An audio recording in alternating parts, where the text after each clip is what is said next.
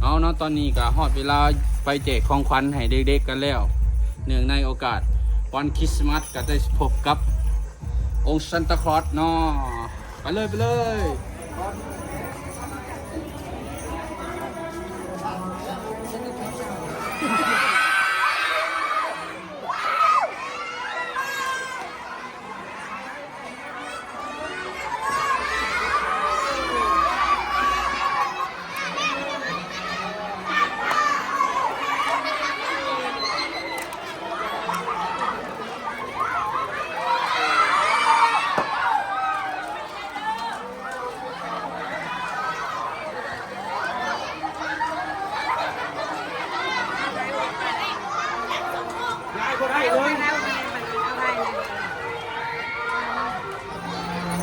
ได้ขนมบ่ได้เบิดก่อน